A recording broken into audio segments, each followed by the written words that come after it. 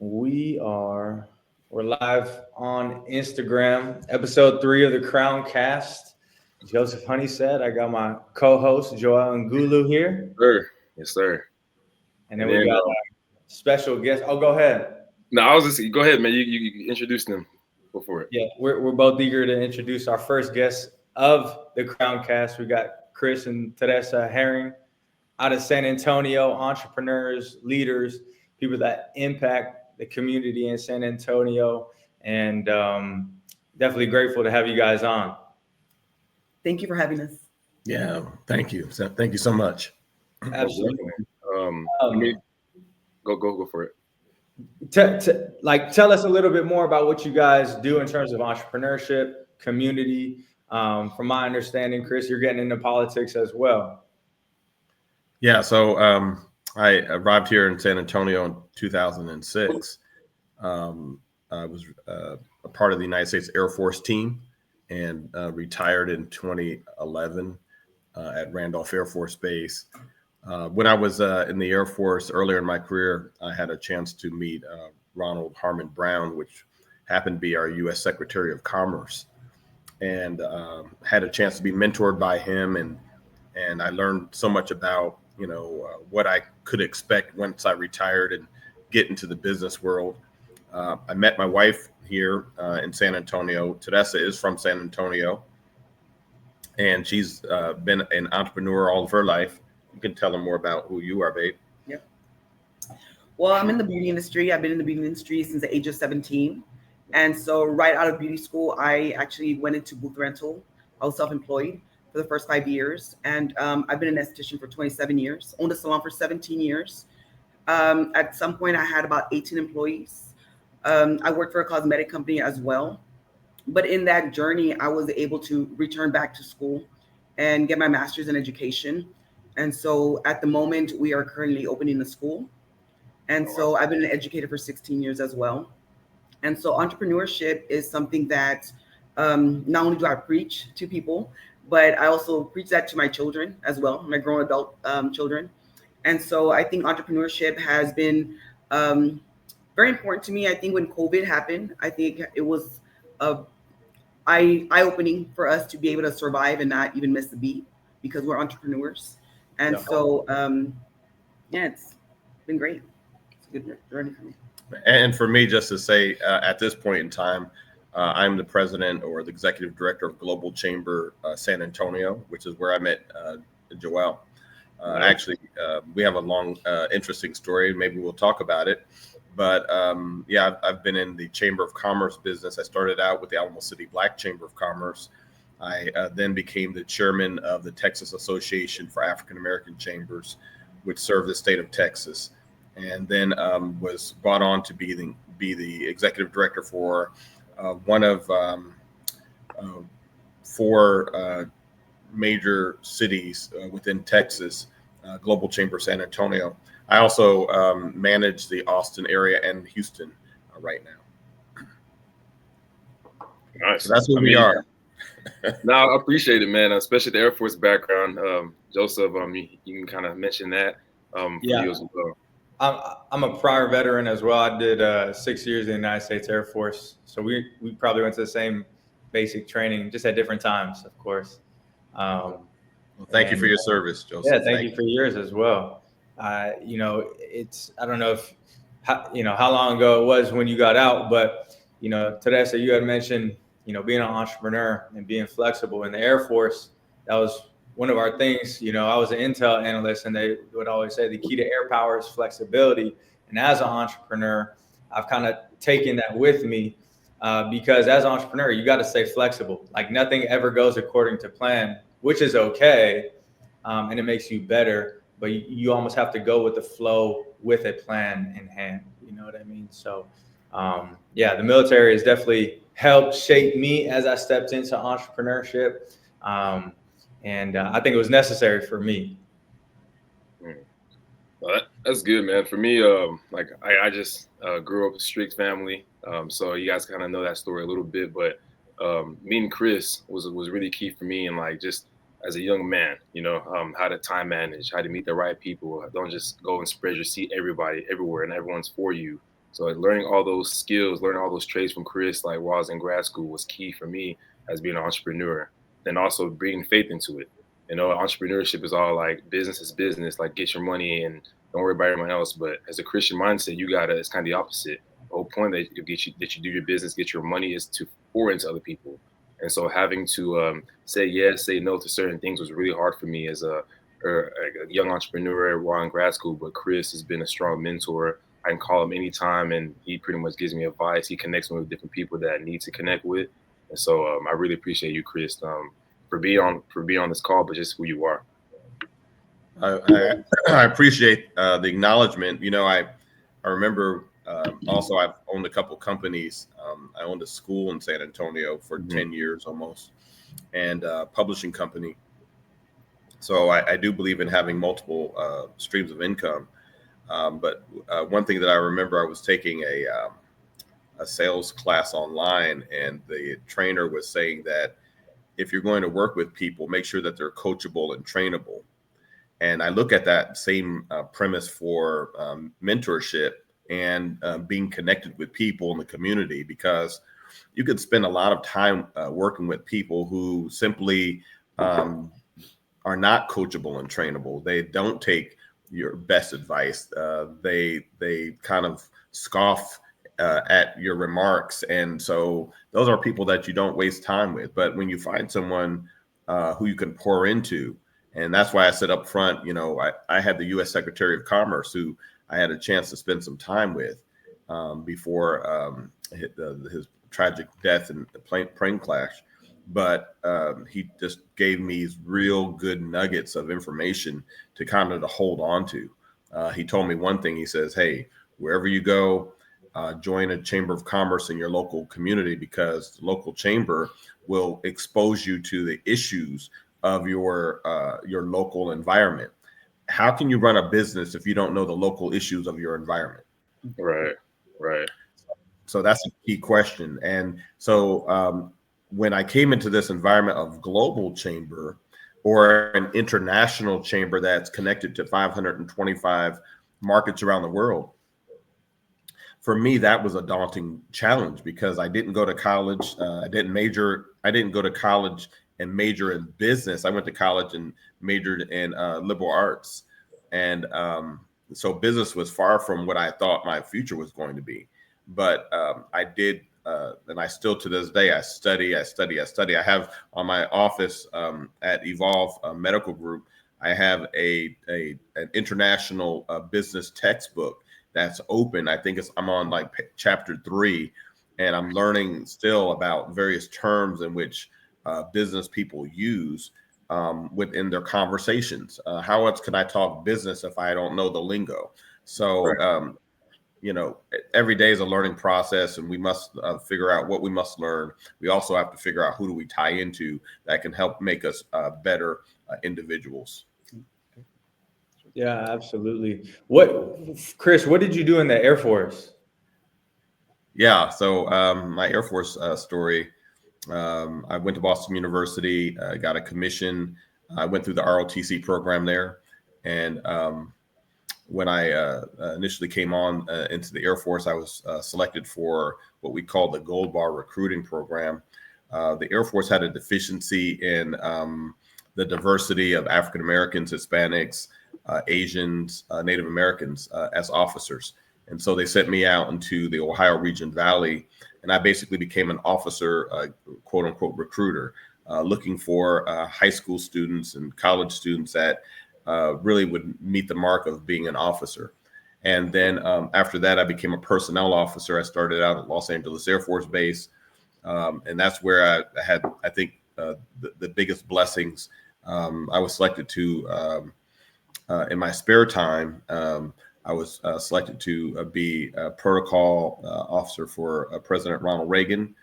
And I served him at the library, where I was exposed to kings and queens of various nations. I met Tom Selleck, General Colin Powell and his wife Alma, and I took part in the President's Medal of Freedom ceremonies, which every president has the ability to continue their service at their library, so to speak.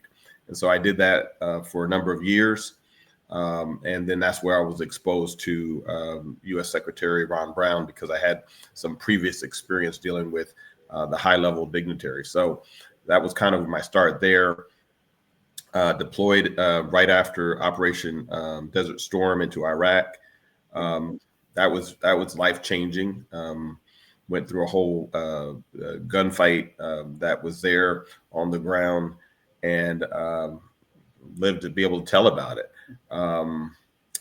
Came back, served in South Dakota in a place called Ellsworth Air Force Base, and also served in Hawaii, made my rounds through DC.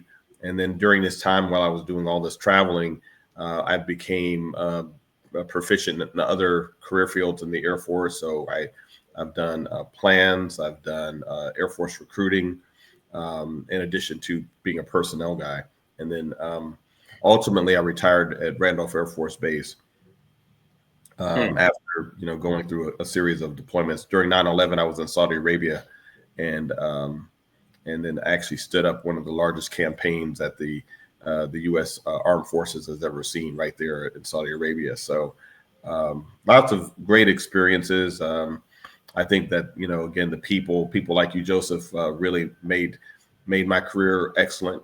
And at this point, I'm right here in Military City, USA, continuing to serve families and veterans. And I just think that it's, for us, I think the best is yet to come in San Antonio. I think that there's still some issues with veterans as they transition into San Antonio, that we can help getting them into their next calling, so to speak.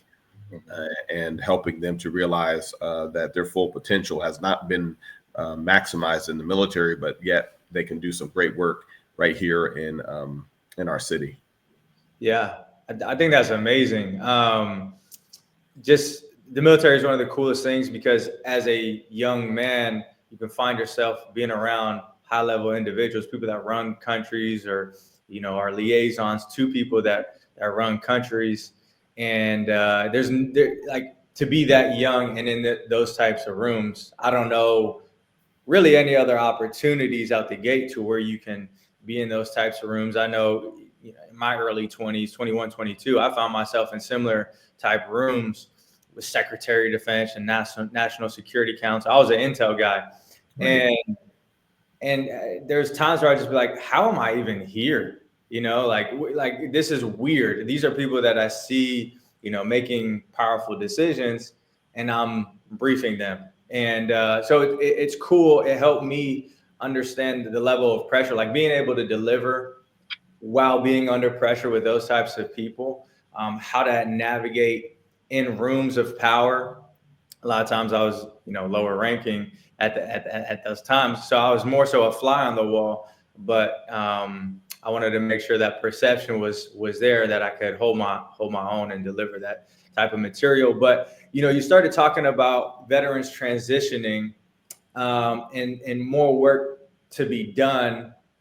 You almost gave me an alley-oop for what I was going to ask, because a lot of times, people that are in the military, they serve, they do the full 20, they retire, and they're like, I don't really want to do anything for a couple of years. I'm good. I got my, military pension, and I'll go find something small, or let me just relax. Let me use my VA benefits, whatever it may be.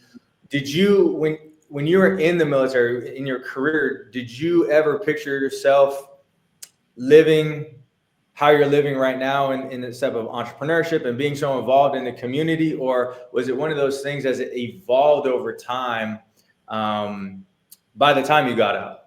Yeah. So my first experiences with Secretary Brown was at the very beginning of my career. Actually, it was at the 4-year point.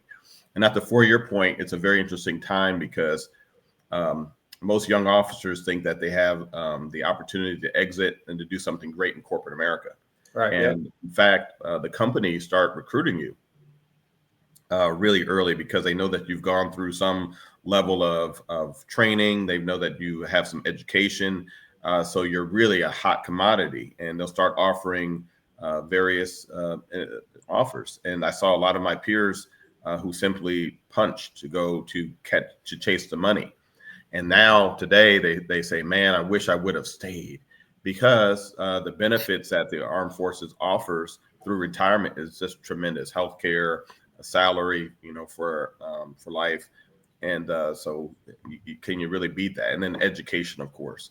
And so for me, it was important just to kind of stay the course after the secretary told me to stay the course, because I was anxious to leave. I wanted to go into politics at an early age. And he says, hey, there's really not much for you at this time. Just continue to grind. You'll see that through your service, you're going to build relationships, you're going to build in your education. So for me, I did build on that experience.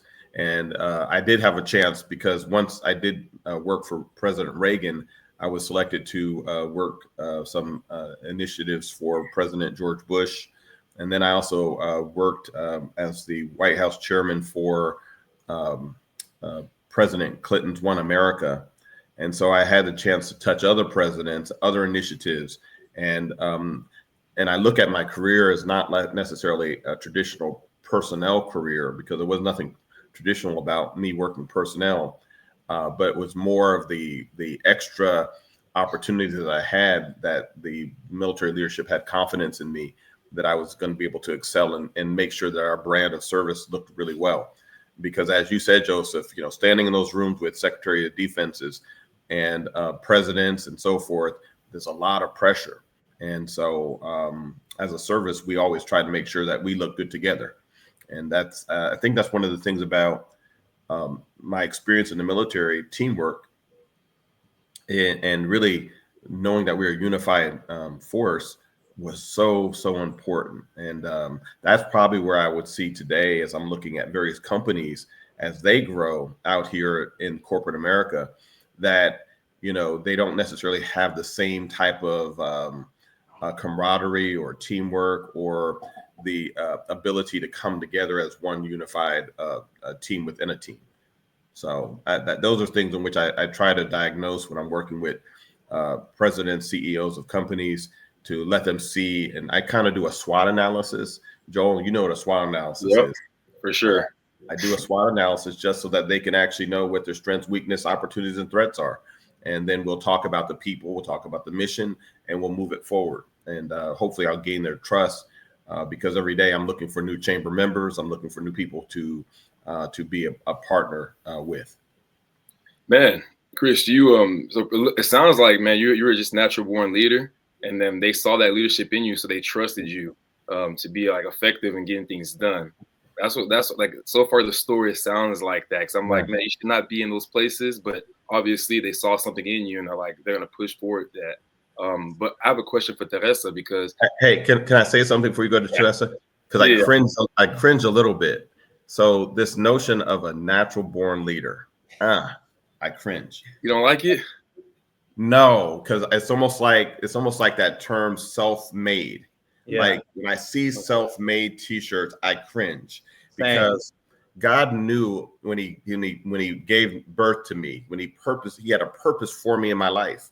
And I look at every individual not necessarily as the gifts that they have or the talents that they have, but what is the purpose? And I think that when God ordained me to be in the military and to experience a president for the first time, and then to experience the Secretary of Commerce, and then to be able to experience two other presidents, and to be able to have the touch to be able to not only work with presidents, but with people.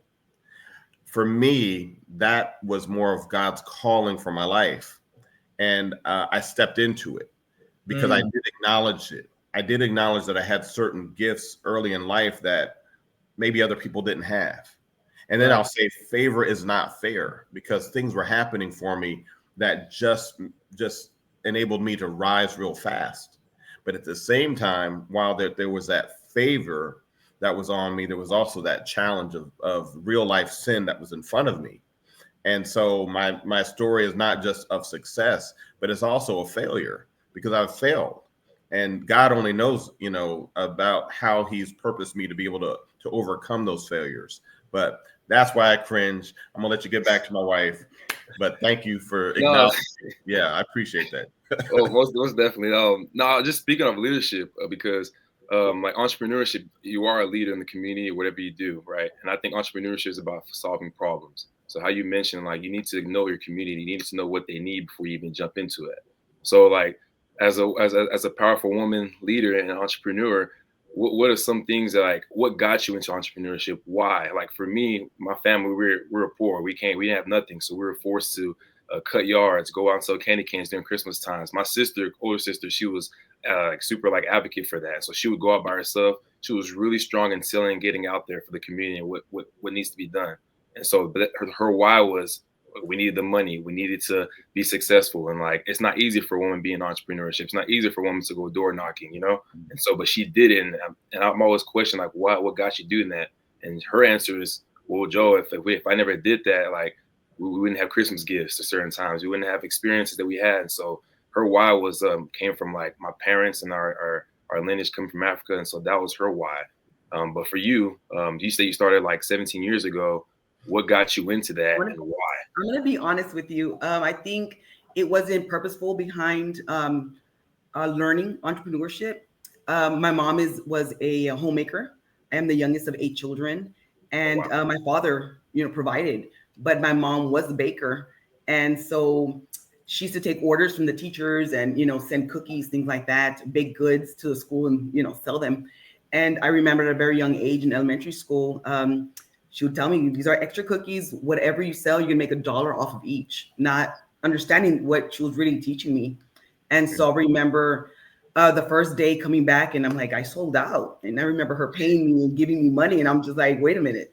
Okay, so I understood that at a very young age, and I understood that I could make money in different ways, from baking to sewing to for myself. I started doing makeup at the age of 14 for my sisters, because there's 6 of us girls in our family. So I started doing makeup for their friends and getting paid for that. It was just always a way to make money. Being in the beauty industry, I started doing hair perms, braiding, things like that in the house, and so it was just my way of making money. I don't think it was something that I had to do, but it was something that I just learned. And being able to make income of my own at such a young age, it just sparked something in me.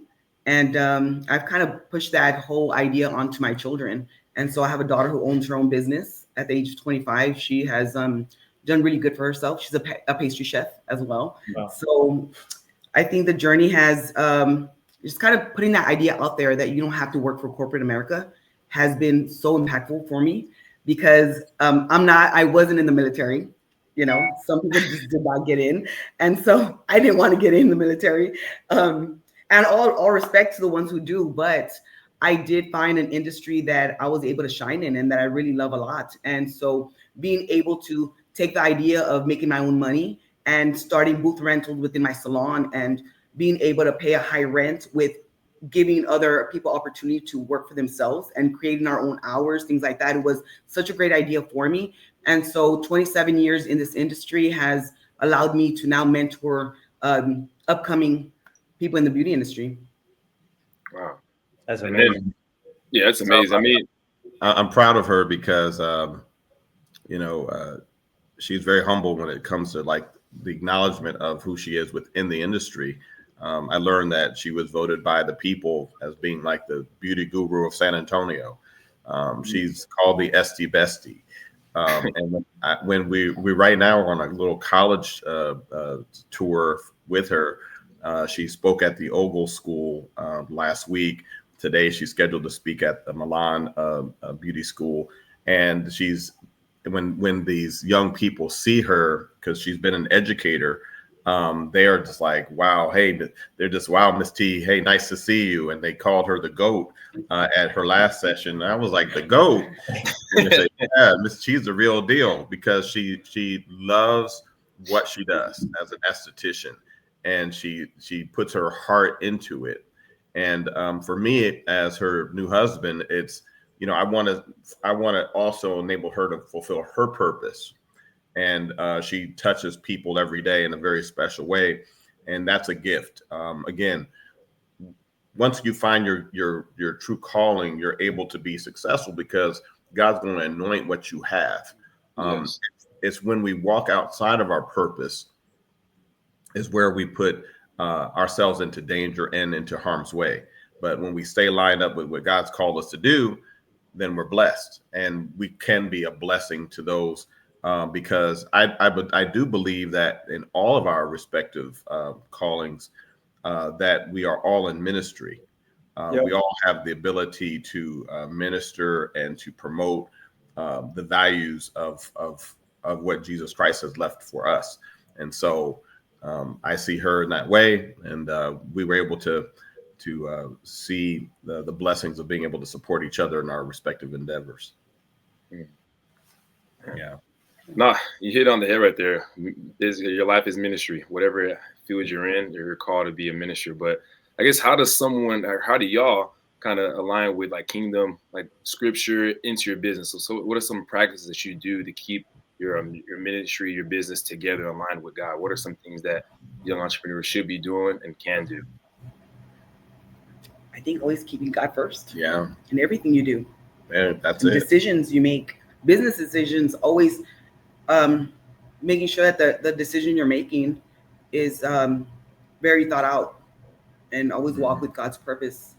Yeah. I mean, the character part is so important. It's maintaining your godly character and integrity. Yeah. Thank you, babe. Because it's easy to fall off, but as a couple, just keeping ourselves reminded of what this walk is all about, and being able to have those conversations, being able to pray together, and not take success that we may have in the world as something that is truly reflective of us, because again, I believe that everything in which we do is either something that God has inspired for us to do, or we can take another path and do something that God hasn't inspired us to do. But there's going to be a consequence for all of our actions. We have this saying in our house: "You reap what you sow." That's right. And reaping what you sow could be a good thing. Could be a good thing, a great thing, right? Yep. But reaping what you sow can also be a bad thing. So. Right. Hey, the principle of reaping what you sow. Planting good seeds, Mm-hmm. right? And when we tell people reap what you sow, it depends on the look they give. Some people are like, "Oh yeah, that's great," and some people are like, "Well, wow." Why did you say that? Yeah. I haven't been sowing good seeds. Right. As long as you're sowing and planting good seeds, there should be no worry in anything you do, right? And put God first. And I think that following what God has put in your path is a great thing, and just making sure that you are staying focused, because people try to, lead you a different way. Sure. And especially in the industry that I come in, because, there goes a lot with grooming and human trafficking. And this is something that I talk to a lot of young women and even young men as well in the industry. Because again, you can be led in different directions. And so being able to mentor somebody and remind them that it's okay to say no to certain things, and it's okay to take less money, but as long as you stick to your integrity and be right with yourself. We say there's always that saying, lean not into your own understanding. So I don't try to lean into what I know. I try to be prayerful and ask the good Lord to bless me through the Holy Spirit that will lead and guide me. And I believe on a daily basis, we have that ability, because we have a daily bread, if you look at the Lord's Prayer. And so that bread we ask for, we receive, and then that bread is also something that which we use to get us through the course of the day. Hey, tomorrow's is not promised, but hey, we're here. And so since we're here, now we have the chance to, again, do something that we haven't done ever in our lives. And I think that the best is yet to come. I say that all the time, because I really believe at this point, I've learned that the best is yet to come, as long as you stay faithful and on the course. One thing that I will say, that even with this introduction of business and politics, whether it's business or politics, you always can vote the Bible. You can always vote the Bible in your decision making. If a decision doesn't line up with what the Word of God says, then you don't do it. If it does, then you do it. I think that's the best wisdom that we can give you today. Yeah, that's incredible. I mean, you guys have both talked about stepping into your purpose. That's one of my favorite things to say is walk by faith, step in purpose. Yeah. And when you're living life purposefully, you can be more faithful because everything that comes your way, like Chris, it seems like, I mean, both of y'all, it seems like you both are optimistic, like just naturally. I don't know if that's what it is, but having faith makes it so much easier. You're laughing, maybe not. No, you're right. You're right. You're right. You're right on it. One thing that attracted me to my wife is the fact that she's a morning person, and so she wakes up with joy. Yes. And when you have joy, unspeakable joy, then you can kind of start your day off with the praise that should be on your lips, just to say, thank you, God, for giving me this day. Come on. That's my first prayer, right? It's just to acknowledge that we have this day. And so, I'll say, even before we get cut off later in this interview, thank you, gentlemen, for having the, I don't know what it was, the thought to have us on. Thank you.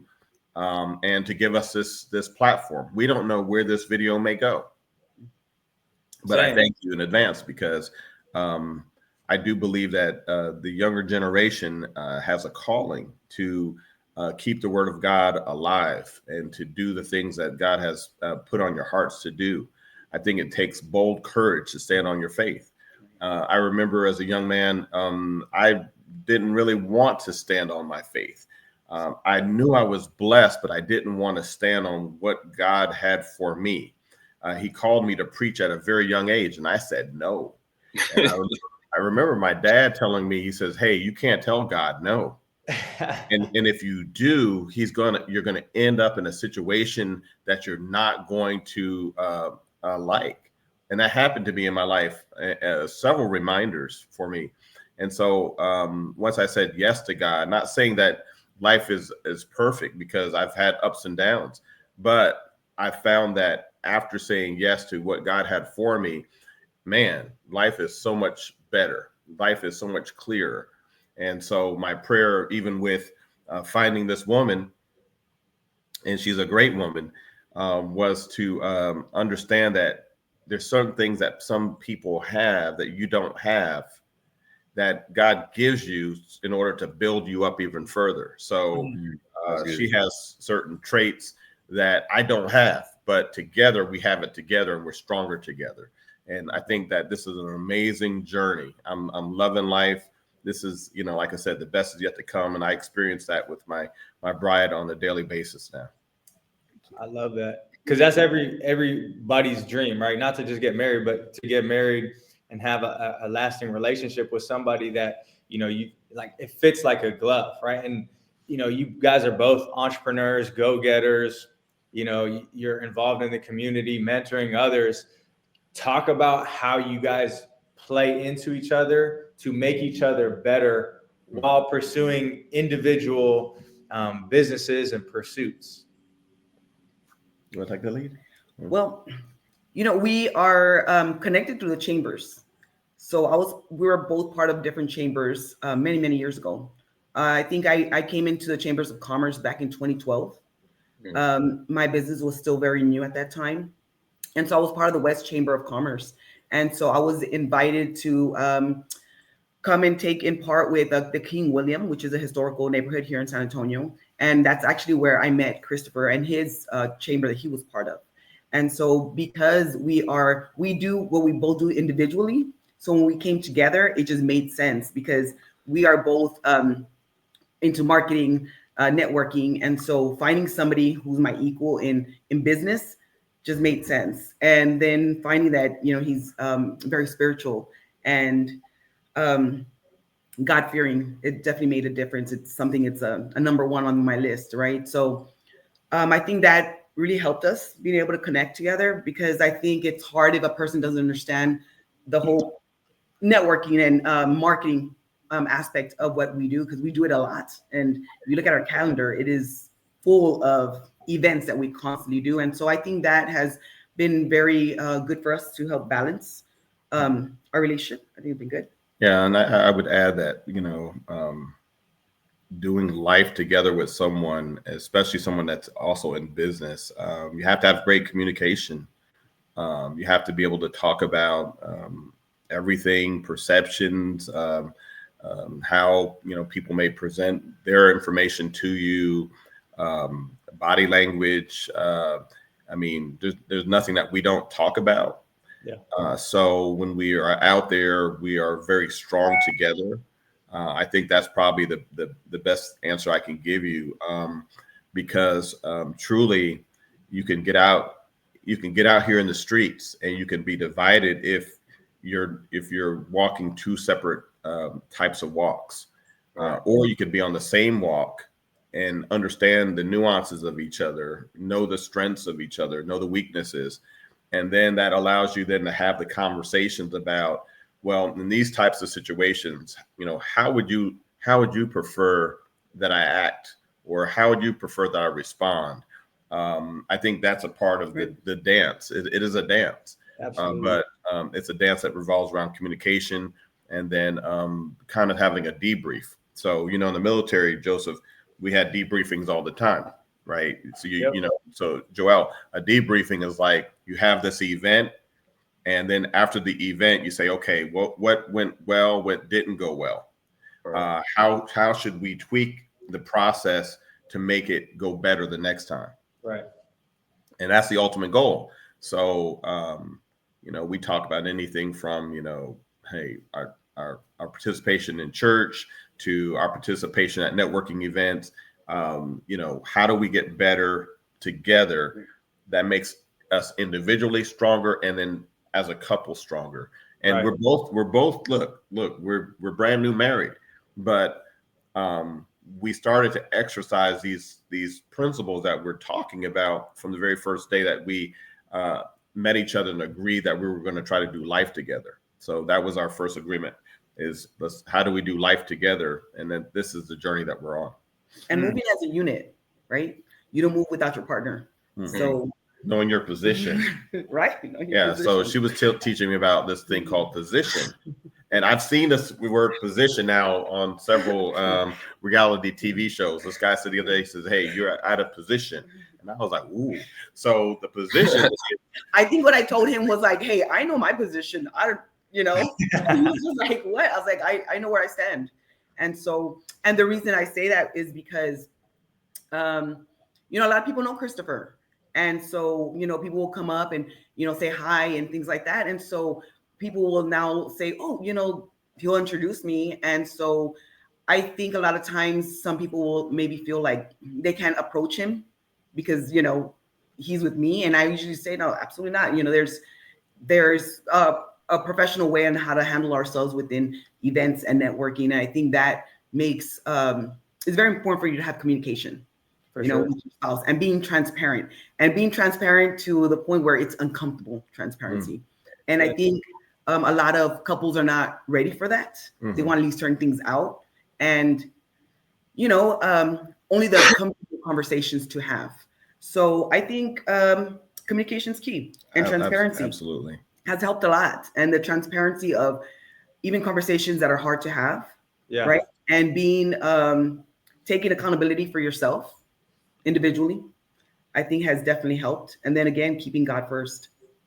Yeah, absolutely. I think I agree with you. Communication is everything. And I'm the type of person, I love getting into those almost like roadblock conversations, the tougher conversations, because being able to navigate through those, I personally believe it builds more intimacy in your relationship with your significant other, because it's like, all right, let's talk about the hard thing.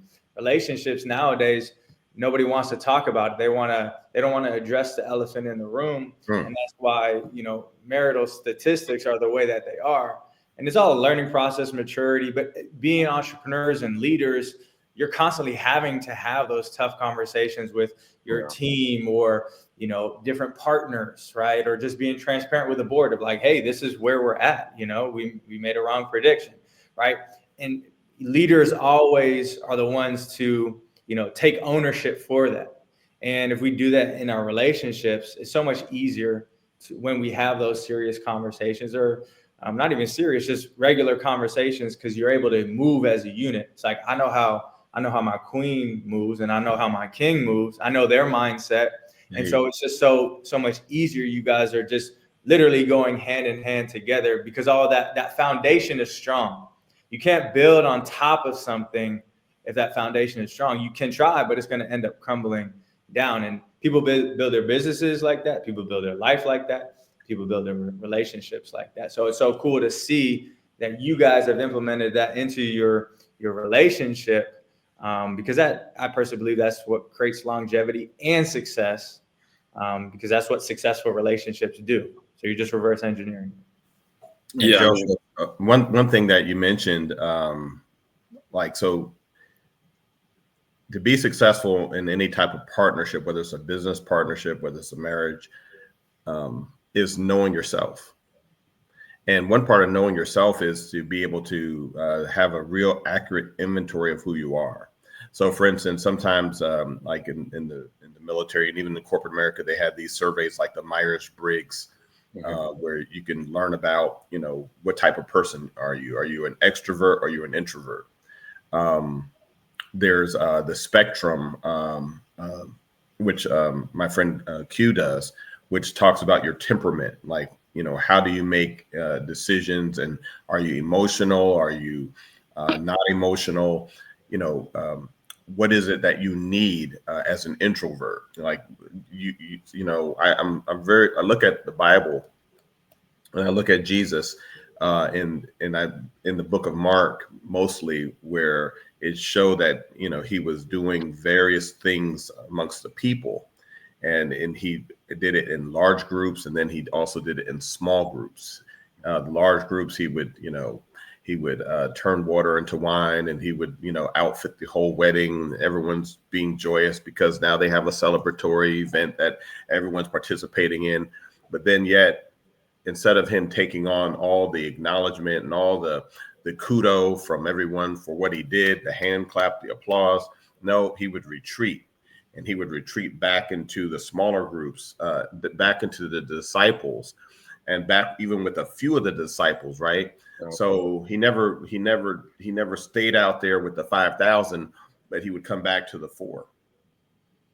And so I learned that we have to study our own patterns of how do we have events, how do we go through celebratory processes, and how do we receive the acknowledgement of good things that happen in our lives.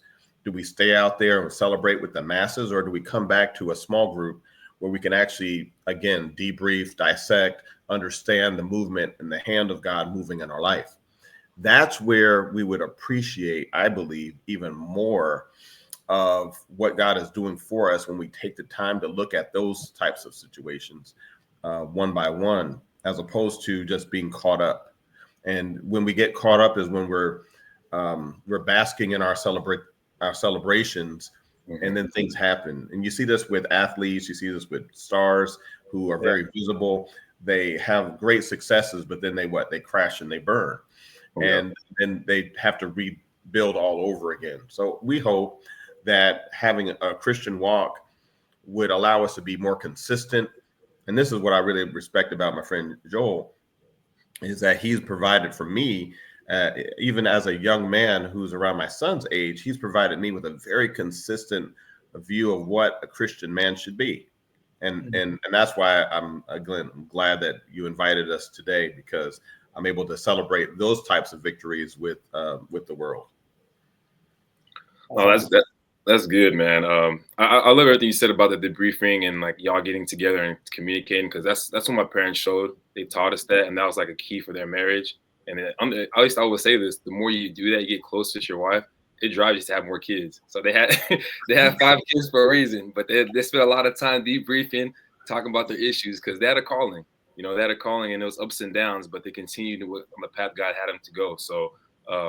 Yeah, man, I just love everything you just said about that, because that's the one thing I'm gonna implement in my life. And my girlfriend, we're gonna always debrief, always talk about the hard things, because it's like a muscle, man. You got to break it for it to grow stronger. So, yeah, I love it, man. But I don't want to take too much of your time. I know you guys have to speak today, and you have some things going on. But I do want to give y'all some time to, I guess, share about Evolve, share about your relationship, share about some new things coming up that you have that you want to say to the community. I know you got some, so I just want to give y'all that time to do so right now. Sure. Global Chamber San Antonio is now located at the Evolve Medical Group. My wife worked out all the arrangements with the partners of Evolve. And so I'm very happy to be a part of a medical group that has the latest technology that can help men's health and women's health. I've been studying not only my wife and what she does, because she actually operates the medical spa there, but I've been looking at all facets of the technology that they have at Evolve. It's state of the art. And as a veteran, I know that I have benefits with the VA and with my hospital, my doctor. But I always will say this, that it's a limited service that you will get at hospitals and at doctors' offices, because doctors don't necessarily talk about vitamins, nutrients, and all those things. They talk about pharmacies, prescriptions, and getting you better from a pharmaceutical perspective. So you have to have a holistic approach, and an approach that also now involves technology. And I believe that Evolve has some of the best things that both men and women can experience, whether it's regenerative pain or whether it's sexual health. And so we're able to help. And I say we because she's brought me into this group as a partnership. At Evolve, during Dream Week, we actually have about 4 events that will be featuring at Evolve. Dream Week is the acknowledgement of Dr. King's holiday in San Antonio. And so we'll be able to bring people to the Evolve group so that they can actually see some of the workspace that's there. We host events there, and others in the community can also do so.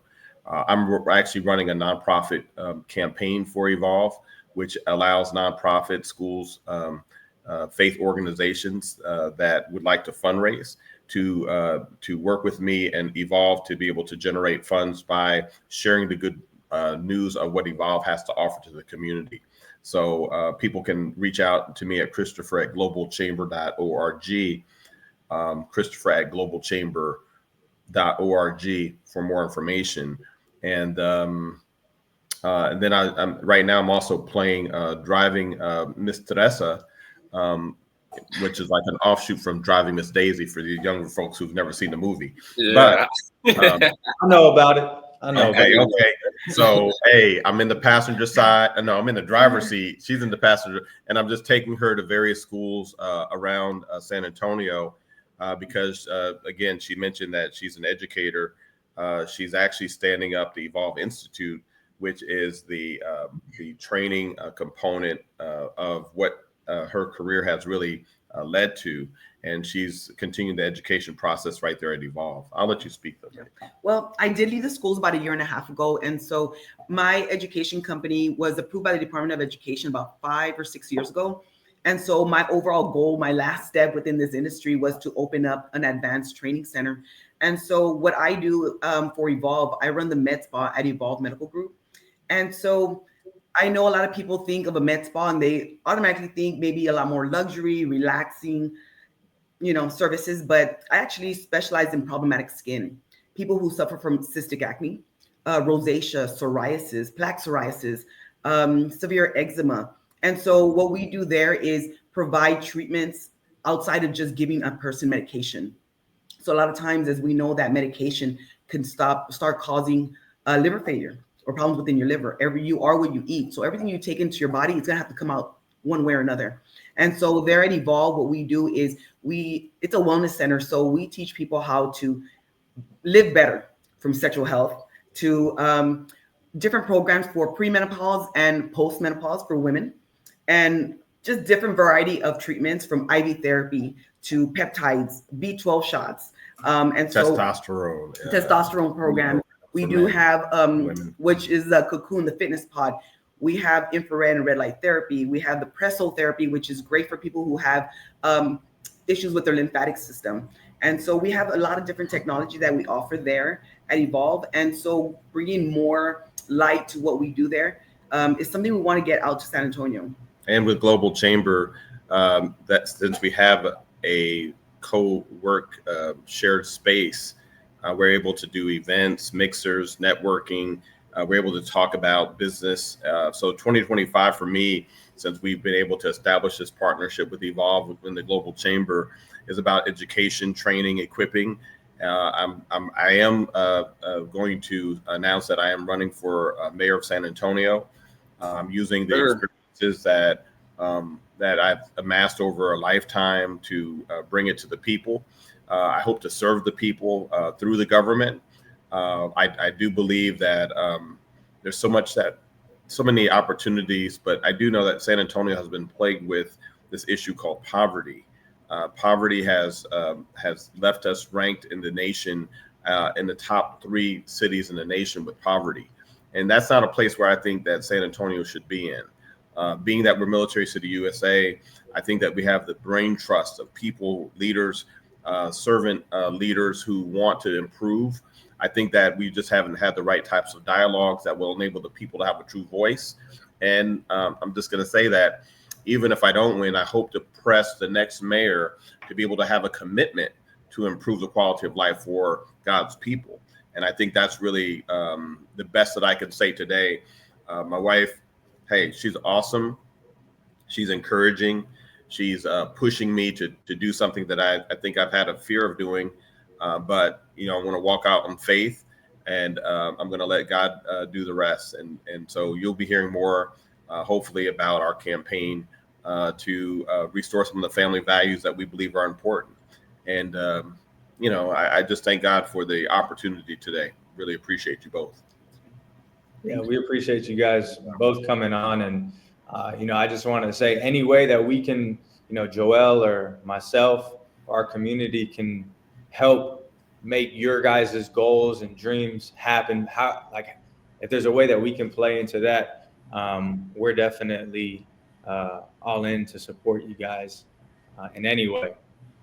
Well, again, I learned from a seasoned pastor in San Antonio. He said, vote the Bible. And it really stuck to me all my days since I got here. Voting the Bible makes sense. It makes sense from the standpoint that God's grace and mercy can come out through the way in which we lead people through our politics. Grace and mercy solve so much. And so I just say, again, Joseph, looking forward to forging an improved relationship with you. I thank you for reaching out prior to the Christmas holiday. I did get married, and we've been on a honeymoon. I'll let it slide.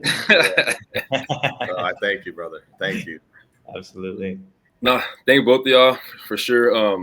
Man, I'm always trying to connect. As soon as you say something, I'm like, I got a connection for you. So as far as like the spa eczema, Jonathan, Chris, you know him. He needs help for his kids. They have a lot of eczema. They've been trying everything. Nothing's working. And so please reach out for him for the eczema stuff. And I will say Crown, we're hosting events here in Dallas, but we want to bring it down to San Antonio as well. So we'll have our first one either at the end of February or early March. And then going forward, I would love to partner with Evolve for the space and maybe use that space for one of our events going forward, maybe in the summertime. Absolutely. Evolve is open to you. And again, you've been a brother's keeper, so it's available. Just let us know the dates. We'll put it on the calendar, lock you in. We have the capacity for up to how many people? Like 60 to 80 people comfortably. So let's go ahead and put it on the calendar. Okay, I'll reach out to you once we get those dates, and then we'll go from there. But again, I thank y'all for coming. You got Joe? No, that's it. We can go ahead and end the live stream. Appreciate you guys. And just to say, so Teresa, how can people reach you if they're trying to learn more about your? You can reach out to us on all social media platforms, Evolve Medical Group, the Med Spa at Evolve Medical Group as well. So I always tell people it's easier to get a hold of us through all social media platforms, Evolve Medical Group. There you go. Perfect. And Chris, yourself? Yeah, globalchamber.org. You'll see the beautiful website that Global Chamber has. I have the markets of Austin, Houston, and San Antonio, part of Global Chamber, Texas. And again, Joel is he's been my deputy director in San Antonio's market, helping to push small businesses forward. And again, for entrepreneurs, small businesses, and those who are thinking about being in business, we always are here to have a conversation because, again, I don't necessarily believe that everyone has to go to college, but I do believe that everyone should have something that they can do that fulfills their purpose. And so whether it's going to trade schools and learning, something to do with your hands, or whether it's going to college and hopefully landing into the right types of jobs, I think that there's a calling and fulfillment that you have that hopefully every young person and every person is inspired to take advantage of, because we only have one life right here, and then we have that eternal life, but we have to maximize what we have right here, right now. Absolutely. 100%. That's it. That's what's up. Well, thank you, man. Thank you, Teresa. It was I loved it all. You guys encouraged me more than you know, as far as the couples. hey, and if I could say this, sometimes when people look at marriage is a very interesting institution, and I've had marriage failure. My wife, she's been married, but it's not about the failures. It's about, can you get up from the failure and can you do something and still continue to have faith in the institution that God has ordained? Mm-hmm. And there's so many people who have been a part of broken relationships, whether you were a victim or whether you were a person who aided and abetted in having something to be really wrong.